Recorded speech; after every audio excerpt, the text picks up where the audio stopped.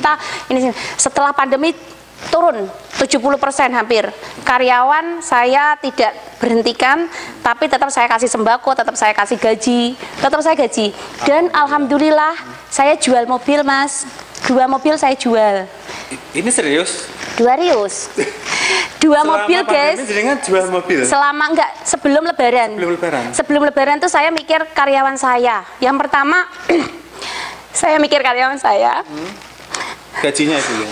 Nanti kalau misalnya lebaran nggak dapat gaji gitu ya? Iya. Pada saat itu, saya pernah telepon karyawan saya masih ingat, "Dok, suami saya di PHK. Gara-gara hotel ditutup." Terus saya mikir kalau saya mem-PHK istrinya, makan apa? Makan apa kan gitu. Ya.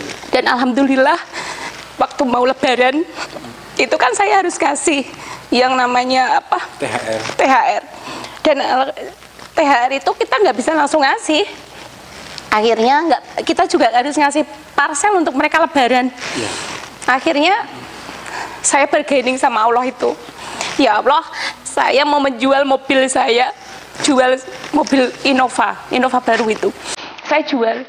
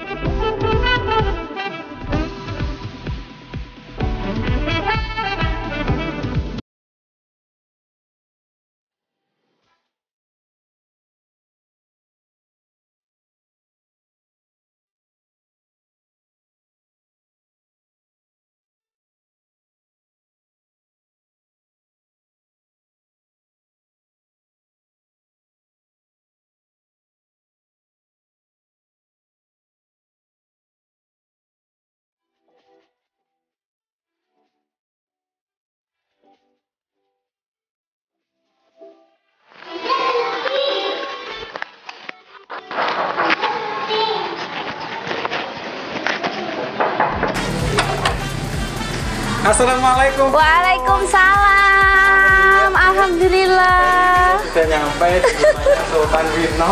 Oh. Sama Dr. Novi. Boleh saya masuk? Monggo silakan Mas Waki. Waduh, sore-sore kesini. Monggo silakan. Yuk semuanya. Bu, aku di mana ya? Ini di mana ya? Halo guys. Alhamdulillah. Kita sapa dulu ya Bu ya teman-teman. Alhamdulillah. Assalamualaikum warahmatullahi wabarakatuh. Ketemu lagi dengan saya Mas Waki Brusento. Hari ini spesial banget untuk saya diterima datang ke istananya Sultan. Oh, Sultan. Oke. Bu, hari ini tuh cuacanya mendung ya Bu ya? Mendung. Memang kan tiap hari hujan juga di sini karena sama aja di seluruh wilayah Indonesia juga pas lagi hujan, ini juga mendung. Jadi untuk teman-teman di rumah, harapannya di saat cuaca seperti ini selalu jaga kesehatan ya Bu ya? Iya. Ya, ini kan harus tetap menjaga. Kayaknya pancaroba juga bisa. Iya. Jadi pas lagi sistemnya pas lagi musimnya seperti ini banyak sekali yang daya tahan tubuhnya drop gitu. Apalagi kulit-kulit kita ya Bu ya? Wah, apalagi kulit kita jadi tambah kering, tambah sensitif ya. Itu banyak sekali pasien yang sekarang mengeluhkan beruntusan dan lain-lain gitu. Jadi banyaknya ini pergantian musim. Oke guys, nah itu opening singkat bahwa di saat di sini itu mau ngepoin perjalanan beliau Dr. Novi Oktaviana. Tepuk tangan dong. Jadi pada kesempatan kali ini kita akan ngobrol bareng. Ngobrol santai. Ngobrol santai ya Bu ya. Oh, ini tehnya diambilin dong, tehnya. Semuanya dikeluarin. Makan aja semuanya. Iya, tehnya di sini diambilin aja. Jajannya sekalian ya, jajannya yang banyak. Oke teman-teman, mari kita niatkan belajar hari ini. Kenapa saya bilang niatkan belajar? Karena sekarang kita akan mencoba mengkepoin perjalanan Novi dari masa susah. Wah, susah. Pernah susah nggak Bu? Pernah lah. Orang dibilang saya senang terus. Malah biasanya beliau kayaknya nggak pernah susah loh teman-teman. Kalau kita lihat di TikToknya, di Facebooknya, jadi model TikToker masih ditanya. Selalu happy gitu ya Bu ya? Iya dong, orang tuh harus happy terus. Nggak boleh kita susah. Oke. Semangat terus. Ya betul, pada kesempatan dimanapun tempat kita harus selamat, kita harus selalu happy dan pokoknya selalu happy. Semangat ya. Dikasih aja, Mas Wagi ini gemuk, jadi kita kasih yang minum yang enak. Jadi pemirsa, nggak apa-apa dikasih. Ayo Mas diminum. Nah siap. Nanti makanannya nanti ya. Nanti tambah gemuk lagi ya pemirsa. Oke teman-teman. Sebelum tadi kita sudah lihat bagaimana suasana istananya beliau. Mau istana. Lihat penghargaan beliau tadi di video awal. Nah sekarang kita mau bertanya kepada Bu Novi. Apa? Ini serius nggak ya? 2 rius, 3 rius, 4 rius. Kalau yang serius tadi ditegang Bu. Aduh, ternyata Mas Wagi itu kesini tuh mau grebek rumah saya. Begini Bu, begini ya. Dulu di saat punya ide Alzina Skincare itu awalnya apa Bu? Awalnya maksudnya tuh tujuannya untuk apa gitu? Awalnya sih saya tuh membuka gerai ya. Waktu dulu itu saya prakteknya itu cuman di satu tempat itu di garasi rumah ibu saya. Ibu membuka gerai di garasi rumah? Iya, awalnya saya bikin Alzina itu di garasi rumah, garasi sepedanya ibu. Saya belum punya tempat untuk praktek. Zaman dulu tuh tahun berapa ya? 2009 ya. Saya praktek itu di garasi rumahnya ibu. Dulu itu Praktek namanya juga Alzina Skincare ya? Belum, waktu itu saya ngeracik krim sendiri, jadi ngudek-ngudek sendiri karena banyak sekali pasien-pasien yang datang itu mengeluhkan kulitnya itu kayak merah habis menggunakan produk-produk yang memang zaman dulu kan banyak banget tuh produk yang kayak abal-abal lah ya gitu kategorinya memang. Nah itulah akhirnya saya kayaknya kok saya perlu membuat suatu krim yang memang aman untuk kulit gitu. Oke. Kalau dibilang ini semacam membuka gerai, bagaimana tanggapan suami selaku pendamping setia? Mendukung nggak sih waktu itu? Mas, dulu itu suami waktu saya di rumah ibu itu masih LDR loh. LDR? LDR tuh saya sama suami dulu nggak jadi satu karena kan suami waktu itu nyari uang ya karena kita kan waktu dulu itu susah guys. Udah jadi kalau ngomongin masalah susah apa enggaknya masa lalu ya. Kalau ngomongin masa lalu memang memang untuk inspirasi saja teman-teman. Dulu suami itu kerjanya di Purwokerto, saya di Pati. Itu LDRan, jadi suami ya welcome aja. Sebelumnya saya kan iya. Sebelumnya kan apa sih Bu dulu sama suami waktu pertama menikah, flashback ini?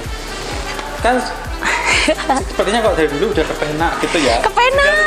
Dokter Novi kepenak gitu. Siapa bilang Dokter Novi dari awal kepenak tuh, tanyakan orang-orang yang terdekat saya. Jadi pertama kali nikah Mas, saya tuh anak tunggal. Anak satu-satunya dari bapak ibu saya. Suami saya anak pertama dari 6 bersaudara. Dari 6 bersaudara. Iya, saya diajak nikah. Terus itu nekat lah karena habis kuliah selesai dokter saya langsung nikah. Kenapa kamu memutuskan sama Kak Indi ya?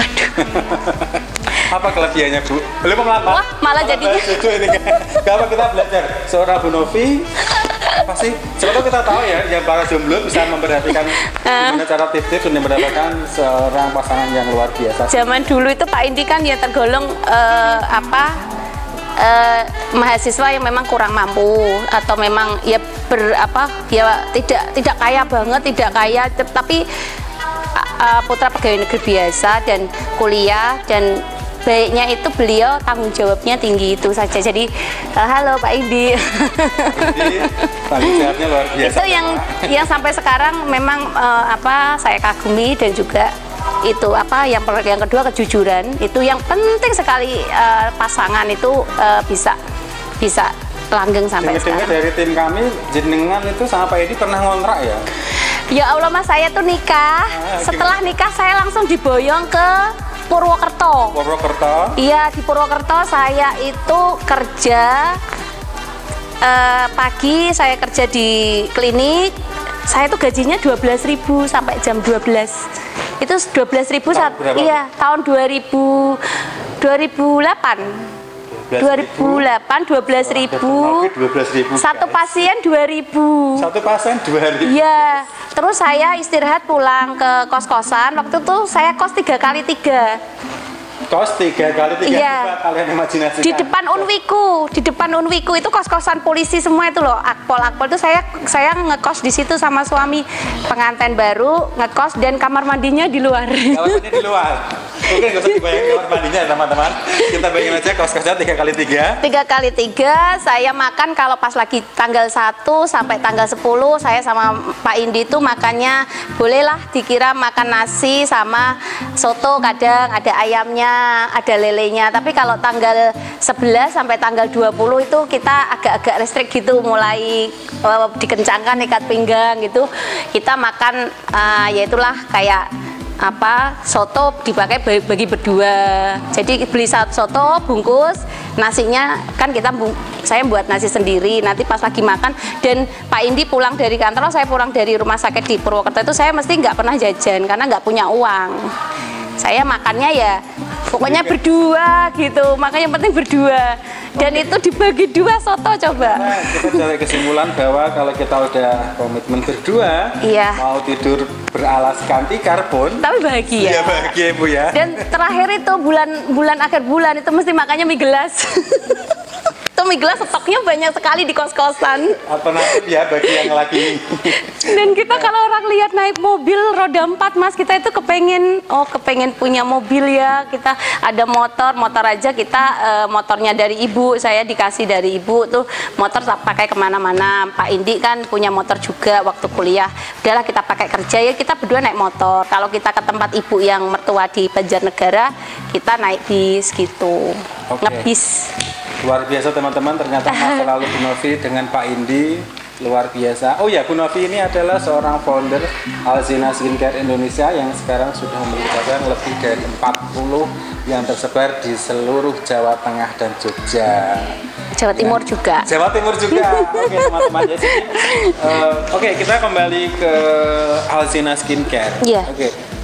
Sebenarnya kalau kita mengamati tentang skincare di Indonesia itu bagaimana Bu untuk kulit wanita Indonesia itu seperti apa? Dengan demikian maksudnya gimana cara meramu kok bisa pas banget? Maksudnya kan untuk meracik kulit apalagi tropis. Oh ya, daerah itu susah katanya, bener gak sih? Iya, daerah tropis. Gimana? Apalagi kulit kita kan kombinasi kulit itu kan kita bagi menjadi 5 macam kulit ya biasanya. Kalau menurut pembagian itu jenis kulit itu ada jenis kulit normal, kulit berminyak, kulit kering, kulit sensitif. Kemudian ada lagi yang namanya kulit kombinasi. Nah, kelima-limanya ini kan semuanya kan salah satu individu kan beda dengan yang lain. Jadi skincare kenapa di Indonesia itu berkembang lebih pesat daripada yang lain? Karena skincare di Indonesia itu satu yaitu tadi wilayahnya tropis. Kemudian yang kedua itu kan kalau tropis itu kan sinar matahari itu kan juga harus ada perlindungan. Kemudian kenapa saya menggembar-gemborkan skincare itu wajib, anak-anak, laki-laki. Wajib karena nggak pakai sunnah ya Bu? Enggak, wajib skincare itu wajib. Lah, kalau orang saya mau membuka mindset kita tentang skincare. Mindset kita tentang skincare itu apa? Skincare itu kan skin, kulit, care itu perawatan. Iya, perawatan kulit. Masa bayi, anak-anak nggak perlu perawatan kulitnya? Kalau misalnya kulit kan kulit bayi masih bagus anak-anak. Iya, tapi kan perlu perlindungan, perlu perawatan, perlu pembersihan. Masa nggak mandi? Mandi itu kan juga nggak mandi. Mandi itu juga termasuk skincare. Jadi skincare itu adalah suatu metode dari waktu kita bangun tidur sampai tidur lagi, itu meliputi berbagai macam tindakan. Yang pertama adalah pembersihan, yang kedua itu adalah kayak pelembapan atau moisturizer. Terus yang paling penting itu juga perlindungan terhadap sinar matahari. Nah, itulah yang saya mintakan ke masyarakat Indonesia bahwa skincare itu wajib. Ya udah, jangan asal skincare saya nggak mau dong, skincarean pengen putih. Enggak ya harus. guys, skincare itu tuh hanya bukan hanya kepengen kita putih gitu enggak ya, Bu? Ya, terawat. Itu termasuk skincare ya. Lah iyalah, mandi itu kan kita merawat kulit kan. Iya. Sadar, tapi aku rajin mandi ya. Iya. Sekarang kalau kita bilang, dok saya nggak mau skincarean, saya mau yang alami natural. Ya kalau alami natural emang nggak mandi, nggak mencuci wajah, nggak melakukan pembersihan, nggak melakukan namanya hidrasi kulit. Padahal kalau kulit tidak terhidrasi, perlindungan kulit atau barrier kulit kita gampang rusak, jadi gampang iritasi, eksim, alergi kan. Itu yang namanya skincare basic. Jadi mindsetnya harus dirubah. Iya. Karena kita semua telah belajar bahwa basic dari skincare sendiri adalah bukan berarti kita beli skincare yang beratus ribu, tapi juga hal-hal kebiasaan di rumah, menjaga kesehatan, dari mandi, dari bersih-bersih muka, sekarang itu bagian dari skincare. Wah, luar biasa teknik. Jadi mindsetnya dirubah. Skincare buat wanita parubaya pengen putih, pengen fleknya hilang. Tidak hanya itu, skincare itu untuk dari kita bayi pun itu perlu skincare, ya. Iya kan, dari kata baru sadar, Bu. Iya. Tiap hari juga melakukan skincare. Iya, laki-laki, wanita itu semuanya memang butuh skincare. Nggak mungkin enggak, masa bulukan terus kan, ya nggak mungkin. Oke. Setelah kita belajar mengenai basic skincare, sekarang kita mau tahu nih sejauh mana sih sekarang bisnis untuk Alzina Skincare yang sudah mencapai 43 cabang ya, Bu? 44 luar biasa, tepuk tangan lagi buat dokter kita. Ada 44 cabang, teman-teman. Itu tips khususnya apa buat kita, Bu, yang lagi nonton semua, biar kita bisa sukses berjamaah? Sukses berjamaah, jangan sukses sendiri. Kalau sukses, kalau kita kepengen sukses, sukseskan orang juga gitu. Baru ya, kalau sukses sendiri nggak enak ya. Masa saya makan di restoran, yang lain pada nggak makan ya. Pada kita di tempat mewah ya. Kalau sama-sama bisa sukses, mewah. Di mall ya, Bu ya. Di mall mewah. Jadi kenapa? Karena saya itu prinsip saya yang penting kebermanfaatan, itu kuncinya di situ. Manfaat buat orang sekitar kita. Kalau kita mau sukses, kata beliau, kita harus bermanfaat orang di sekeliling kita atau di bawah kita. Iya. Tangan lagi. Jadi kayak gini, Mas, contohnya di masa pandemi ini, saya itu qadratullah ya, saya itu mendirikan Alzina itu sampai 11 selama pandemi. Alzina berdiri sampai 11 cabang. Itu dan prestasi, Bu. Alhamdulillah di saat skincare lain ataupun di saat tempat-tempat lain pada mem-PHK karyawan, di saat berarti Alzina Skincare Indonesia sendiri belum pernah men-PHK selama pandemi ya? Selama ini, selama pandemi, ratusan karyawan saya nggak pernah, saya malah nangis sama. Ya teman-teman, luar biasa, kita doakan sama-sama. Iya, nggak pernah mem-PHK. Selama pandemi ini, beliau tidak pernah mem-PHK karyawan. Itulah salah satu trik bisnis kita. Kita harus ada yang namanya bargaining dengan Allah dulu yang pertama. Bargaining dengan Allah. Oke. Bargaining dengan Allah itu apa ya? Apa? Beli menawar-menawar gitu? Enggak. Kalau saya suruh closing bisa lah, Mas. Saya suruh ngasih pasien, dok, saya pakai apa? Udah pakai ini. Semahal-mahalnya saya bisa. Saya mau memperkaya diri bisa. Tapi apakah itu nanti bermanfaat bagi pasien saya? Nah, akhirnya setelah saya dulu pernah ngoyo kayak gitu, Mas. Saya pernah ngoyo nyari duit sekuat-kuatnya. Saya tuh ngoyo nyari duit. Ternyata saya akhirnya terbuka lah pintu saya. Oh, ternyata kalau kita tahu kalau Allah itu yang mengatur rezeki kita, yang mengatur semuanya ya yang terjadi. Semuanya gerakan kita. Iya, tetapi kita nggak boleh langsung pasrah. Iya. Apalagi pandemi kemarin, waktu pandemi kita itu hampir 50% klinik, 70% cabang saya tidak boleh menerima facial, apalagi pas awal-awal. Selama awal-awal itu loh, yang dulu itu setelah Lebaran sampai berapa itu ya? Sebelum new normal itu April, Maret, April, Mei, Juni itu saya tidak boleh menerima pasien facial. Kemudian terus gimana, Bu, cara untuk solusinya itu kan kita nggak terima facial, padahal pemasukan terbesar dari facial. Dari treatment dan produk juga. Itu gimana mensiasatinya pemasukan tiap harinya? Boleh berbagi nggak? Ini rahasia. Saya selalu berbagi. Jadi ya, Bu, ya, boleh. Ya. Nah, gimana, Bu? Mengapa Allah itu menciptakan suatu musibah? Kalau kita kepengen sukses, jangan anggap musibah itu adalah sesuatu yang akan menghempaskan kita ke dalam. Tapi gunakanlah suatu musibah itu tempat kita untuk Allah itu suruh kita mikir gitu loh. Jadi menggali sesuatu yang dulunya saya tuh nyaman sebelum pandemi. Nyaman ya saya punya klinik, banyak cabang, maksudnya saya punya pemasukan, saya santai-santai dengan tim saya. Oh ini nanti ada penjualan dan lain-lain, ada ini omsetnya segini, kita ini. Setelah pandemi turun 70% hampir. Karyawan saya tidak berhentikan, tapi tetap saya kasih sembako, tetap saya kasih gaji, tetap saya gaji. Dan alhamdulillah saya jual mobil, Mas. 2 mobil saya jual. Ini serius? 2 rius. 2 mobil, guys. Ini jenengan jual mobil? Selama enggak, sebelum lebaran. Sebelum lebaran tuh saya mikir karyawan saya. Yang pertama, saya mikir karyawan saya. Gajinya itu ya? Nanti kalau misalnya lebaran nggak dapat gaji gitu ya? Iya. Pada saat itu, saya pernah telepon karyawan saya masih ingat, Dok, suami saya di PHK. Gara-gara hotel ditutup. Terus saya mikir kalau saya mem-PHK istrinya makan apa kan gitu. Dan alhamdulillah waktu mau lebaran itu kan saya harus kasih yang namanya apa? THR. Dan THR itu kita nggak bisa langsung ngasih. Akhirnya kita juga harus ngasih parcel untuk mereka lebaran. Akhirnya saya bergaining sama Allah itu. Ya Allah, saya mau menjual mobil saya.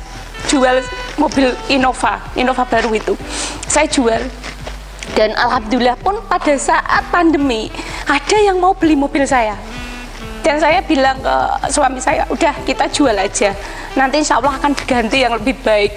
Amin. Dan alhamdulillah sekarang sudah ganti kereta putih.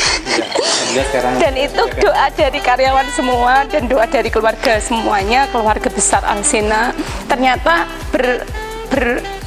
bergaining dengan Allah itu benar-benar sangat menyenangkan kita, dan alhamdulillah mesti ada. Jadi Allah itu nyata ya, Bu? Iya. Iya, itu kita malah nangis sih, Mas. Aduh sih ngomongin tadi. Mau happy teman-teman. Mau happy mau ngomongin. Karena saya tuh ingat sehat ya, Bu, ya? Nangis sehat.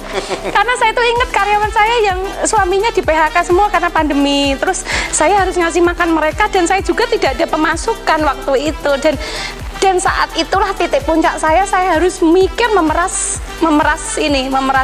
iya. Makanya Allah itu memberikan, inilah pandemi, kamu harus.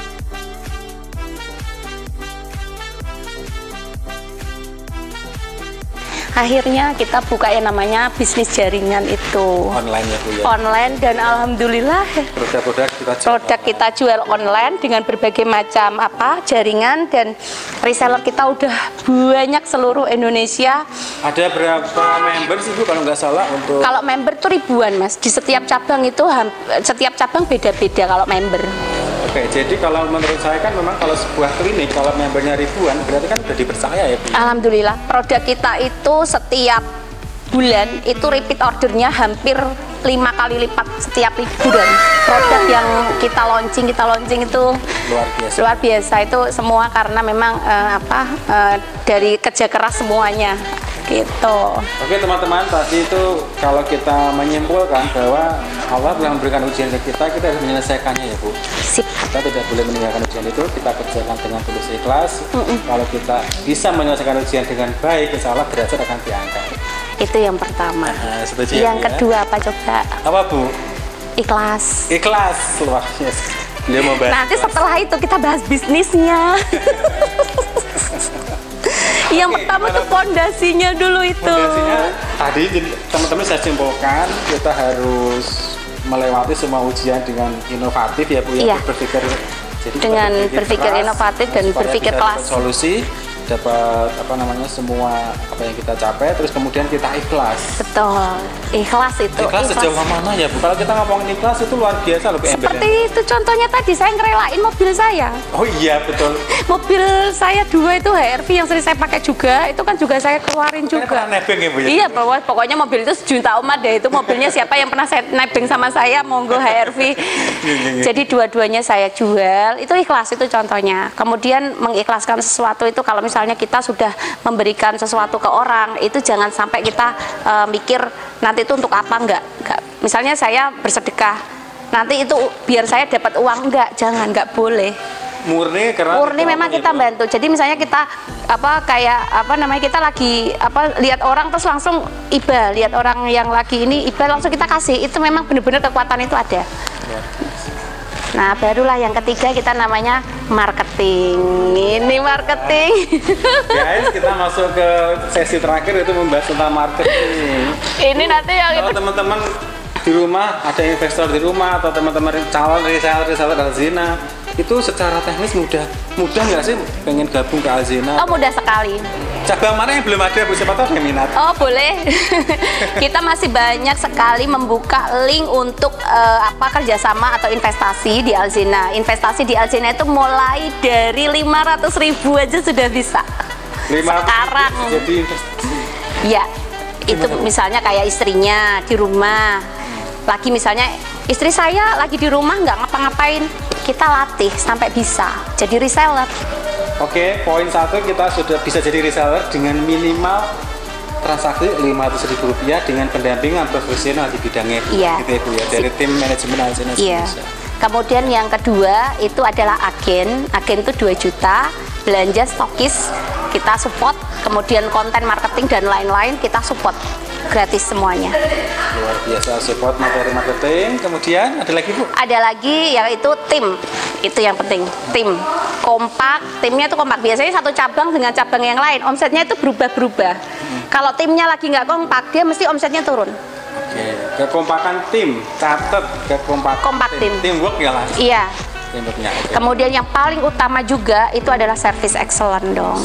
Oke, service excellent after sale ya Bu, apa gimana Bu? Before and after. Before and after. Oke teman-teman. Jadi biasanya kalau seorang sales marketer itu biasanya kan kita di awal kan manis-manis gitu ya Bu. Pokoknya kita harus jual juga. Iya. Tapi yang penting afternya itu loh. Iya, kadang tuh udah dibeli langsung abis itu udahlah hilang. Kalau Alzena sendiri enggak ya Bu ya? Enggak. Itu bedanya Alzena dengan yang lain. Luar biasa. Pendampingan sejauh mana Bu? Kalau bagi orang-orang yang biasanya butuh benar-benar pendampingan yang ini kan masalah skincare ya? Iya. Masalah perawatan beda itu kan sama yang lain. Itu teknisnya gimana? Apa setiap pertanyaan selalu dijawab atau gimana? Gini Mas, kalau masalah tentang pelayanan itu memang di Alzena itu kita sampai dapat penghargaan yang itu ya, yang service excellent. Itu karena banyak sekali pasien kita yang disurvei oleh badan survei itu yang memberikan penghargaan itu memberikan suatu oh ini ternyata pelayanannya wow gitu loh. Salah satunya adalah kita mempunyai yang namanya sharing to selling. Sharing to selling, guys. Sharing to selling luar biasa hari ini. Jadi kita jangan menjual dulu, kita kasih edukasi, kita kasih berikan sesuatu yang berharga buat buat calon pelanggan kita. Jadi kalau misalnya kita jual tuh sekarang nggak ini apa-apa ini jual nggak bisa. Ya, berarti pertama yang kita perhatikan dari keterangan beliau adalah kita sharing itu tujuannya untuk edukasi. Edukasi itu untuk apa? Untuk menyelesaikan solusi. Ya. Setiap calon pelanggan itu pasti punya masalah. Nah, kita menjawab masalahnya. Kita bantu selesaikan. Betul. Nanti kita akan membutuhkan solusi dari kita. Betul. Gitu Mas. Yang penting ada lagi terakhir, tetap harus rendah hati, nggak boleh kita sombong. Rendah hati. Ya, jangan sombong, nggak boleh karena harta itu titipan. Kita mau sombong juga Ya teman-teman, dimanapun berada, kita tidak boleh sombong meskipun kalian suka makan di mall mewah. Enggak. Ya, Mau di mall mewah, mau di hotel, mau kita makan di warung, atau kalau suasana hati kita bahagia, rasanya tuh udah lebih dari udah sekali, ya. Makanya intinya itu kita itu nggak ada orang kaya, nggak ada namanya orang miskin, nggak ada itu yang namanya orang apa namanya, tidak ada ya itu yang namanya orang uangnya kurang atau uangnya lebih. Enggak, bagi saya itu hanya satu perbedaannya, orang ini dikasih kesempitan atau dikasih kelonggaran rezeki, kelonggaran uang, kelonggaran rezeki lah ya. Luar biasa, hari ini sudah cukup panjang sekali. Iya, ada berapa jam tapi ya? kayaknya aku masih kurang diskusinya, belajarnya ini.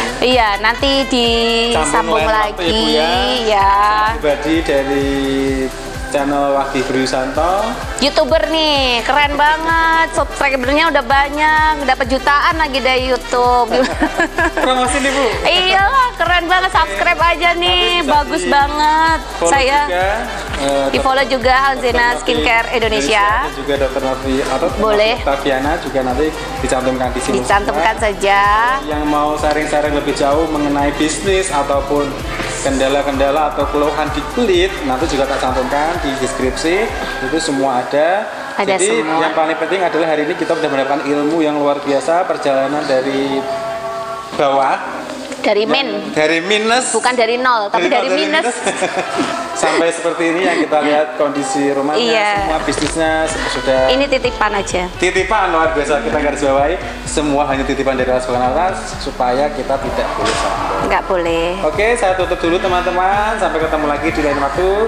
Jangan lupa share informasi ini kepada semua orang agar dapat bermanfaat lebih jauh ya Bu ya. Iya, amin. Semoga bermanfaat. Iya, terima kasih Mas Wage. Ya, sukses juga untuk Mas Wage dan keluarga. Semoga apa yang diimpikan di tahun ini dan tahun selanjutnya selalu dalam keberkahan. Amin. Bahagia. Oke teman-teman, assalamualaikum warahmatullahi wabarakatuh. Waalaikumsalam.